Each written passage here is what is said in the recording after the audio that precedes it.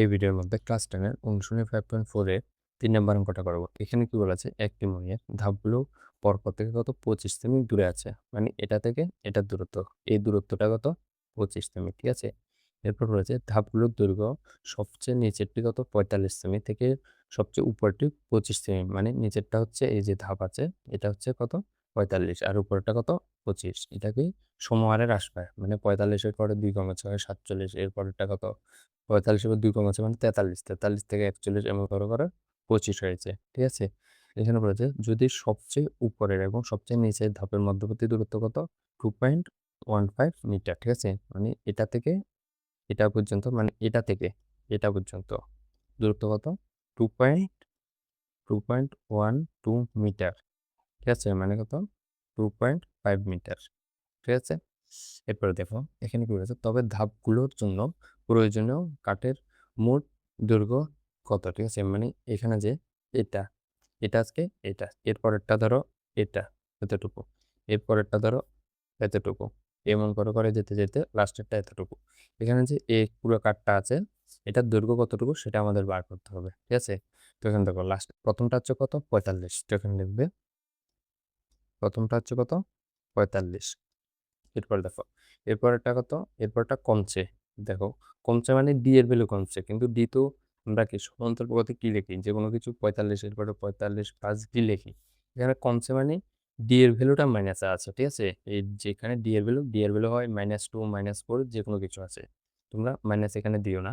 তো এরপরে কত 45 মাইনাস কত, এখানে যদি ডি যোগ হয় এখানে হবে 2d, ঠিক আছে, এটা প্লাস হবে, এখানে ডট ডট ডট ডট করে লাস্টটা কত 25 এসেছে, ঠিক আছে। তো আমরা শুধু ধাপের সংখ্যা মানে n এর ভ্যালুটা বার করব, কারণ এখানে প্রথম পদ আর লাস্ট পদ দেওয়া আছে।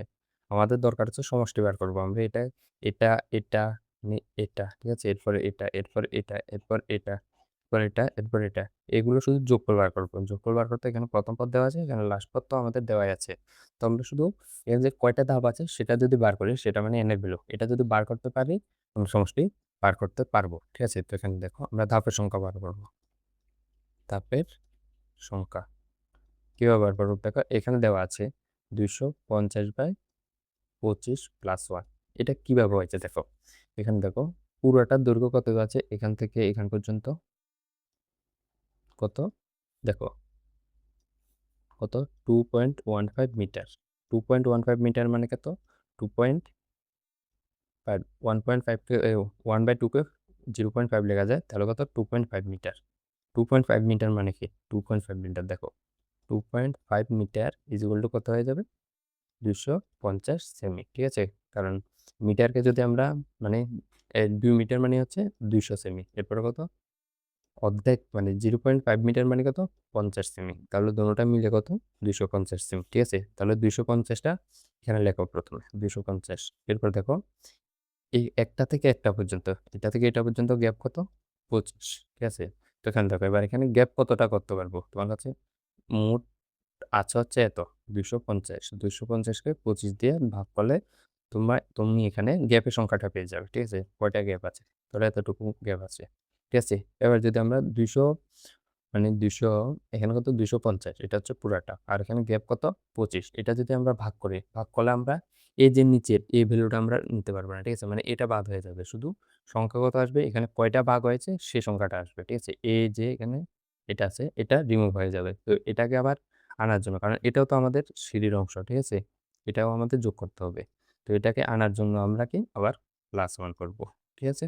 তো এটাই এখানে তোমাদের ইঙ্গিত আকারে দেওয়া আছে, পরীক্ষার মধ্যে নাও দেওয়া থাকতে পারে, তোমরা এটা বার করতে হবে, ঠিক আছে। তো এখান থেকে কত আসবে 25 দিয়ে 25 কে কাটলে 1, এরপরে একটা শূন্য আছে, মানে কত 10 + 1 11। তো এখান থেকে সুতরাং এখানে হতো, সুতরাং ধাপগুলোর জন্য প্রয়োজনীয় কাঠের দৈর্ঘ্য, সুতরাং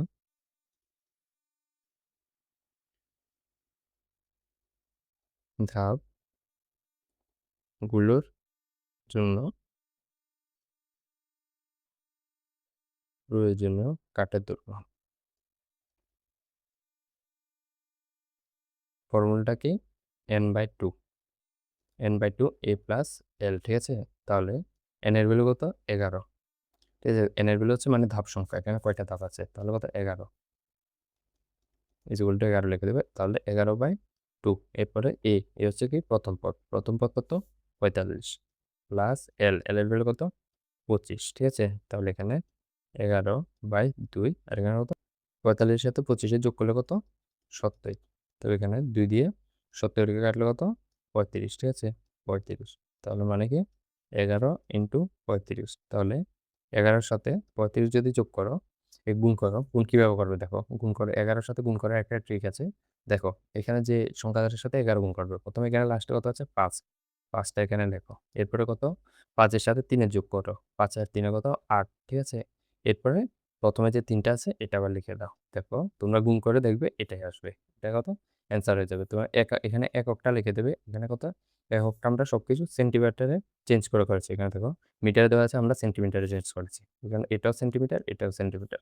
তো এখানে কত এককটা এত সেন্টিমিটার, এত সেমি, ঠিক আছে।